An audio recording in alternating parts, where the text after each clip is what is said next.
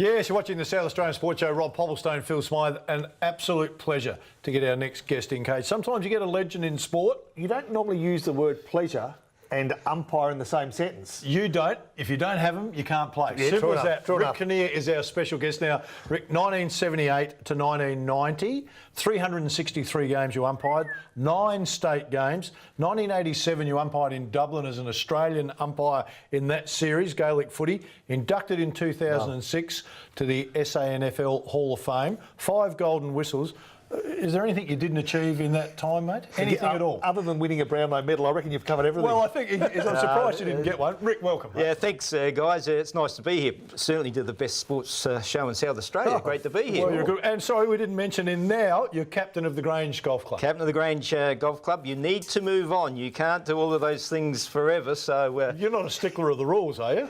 Well, funny you say that. Yeah, well, yeah, absolutely. And if you're going to play the game, you should know the rules. Yeah. And I often get questions about the rules at the Grange Golf Club. So part of the fun. Part of the fun. It's always hard to know where to start when you get someone like yourself. So let's start with some of the big moments. The Port Adelaide Glenelg Grand Final, 1990, because that's the last one where the big crowd's in, 50,589 people pack in Port Glenelg before the AFL takes over. What's your memories of that game? Oh, it was special because Port Adelaide background, played junior footy at Port Adelaide, 17s and 19s, not good enough to go the next step, so one of the reasons took up umpiring. Never did Port Adelaide in the grand final until 90. Wow. So, and there was few opportunities. So you had a few along the way. Yep. Lots along the way, but never got the Port Adelaide grand final until 90, which I always wanted to do Port Adelaide or have Port Adelaide. I bet they won.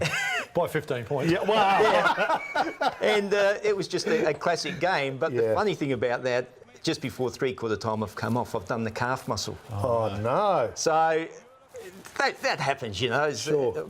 I was getting a bit older, and as they call it, the old man's injury, the calf muscle starts to go. So I got the three-quarter time, and I just felt it going more and more and more. Had to come off at three-quarter time. We were just having a chat before we went to air about the way football's evolved, and I guess we'll ask your opinion of football today, but over that journey, and it's a long journey, some of the standout moments, because and we've had this discussion in recent weeks, the characters of football have certainly, subsided somewhat. Oh, and they were great characters during that time. Our footy was as good as it could be. Yeah.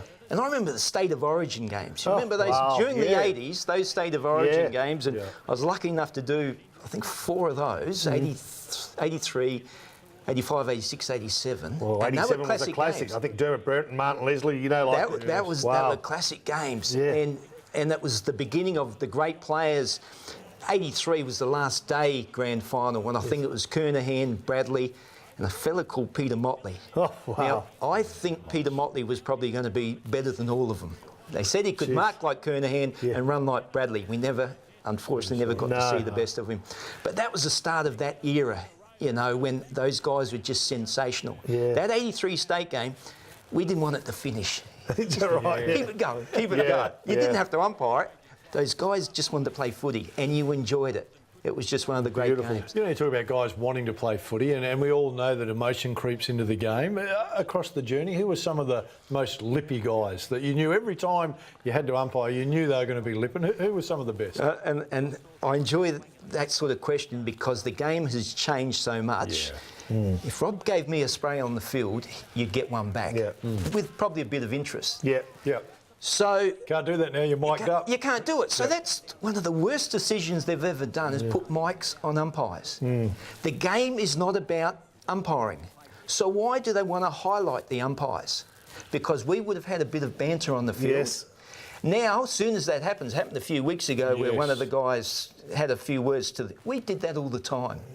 Now it's highlighted. Now, some people like it. Who was the best banter? Who were your couple of the best banters? McIntosh was fantastic. Gary. He was fantastic. Covered in mud, still had he was good. McDermott was good. Yeah. Yep. He was fantastic. I think he's still going today. I mean, lippy, and he doesn't even play. Yeah, but it was all done. Russell Ebert wasn't backward in coming forward, but Russell did it in a way. He didn't demonstrate.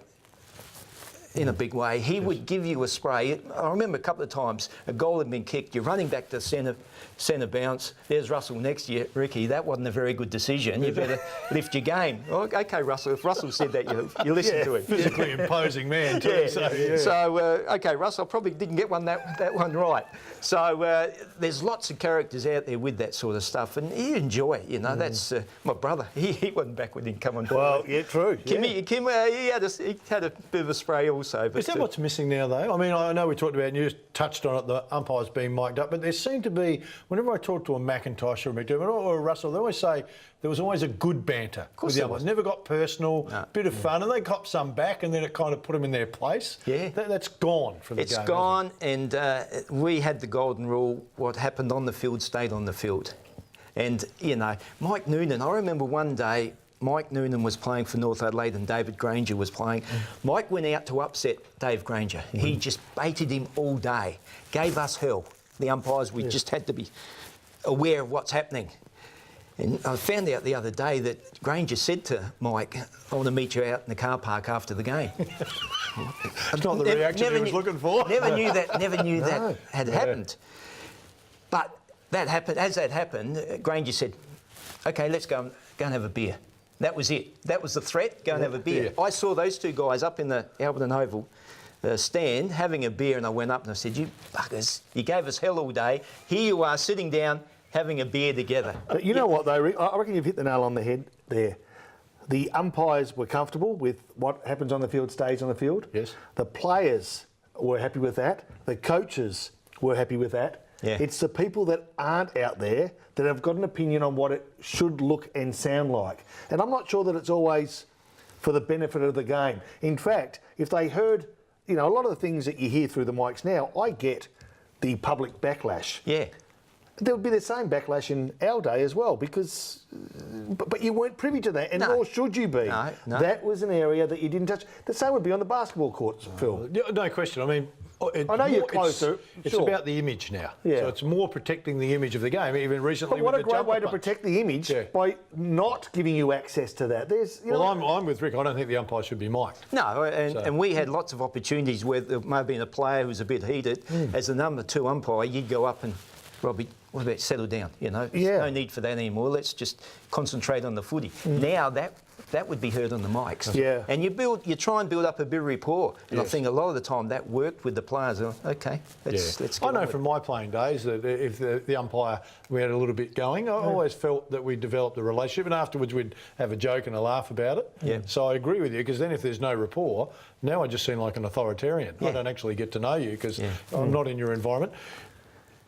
Who was the most difficult to umpire? Did you ever feel there was a time when we're talking about verbal that you got close to saying, man, I'm going to have to report you if you keep going? Oh, there was a few of those. I'm not going to name Can't those name blokes. them, there were a I'm couple. not going to name those blokes. There was a few guys that we had. They were pretty close. It wasn't just me. It was umpiring in general. But we knew there was a few players out there that just didn't quite do the right And I've got to thing. say, as much as some things have changed for the worse, in my opinion, a lot of things have changed for the better. The behind-the-play incidents, those obvious incidents where we don't want to see those in footy. You know, and I think we agree in that base.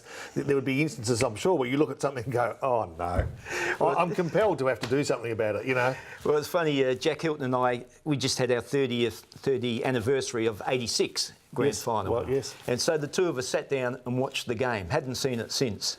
This is 86 Glenelg North. Glenelg North, and they had a run of 3 grand finals. And we sat down and we thought, bloody hell, how tough was the game back then in the 80s compared with today? It was brutal. And the grand final, you know it's going to be brutal, but that game was just a classic. It was so hard. The knocks behind the play, and as they hit it, Jack and I sitting there, wow, how good was that? Well, if you want to find out how good it was in 1986, you're going to have to watch next week, because Rick's on part 2 next week. Stay with us.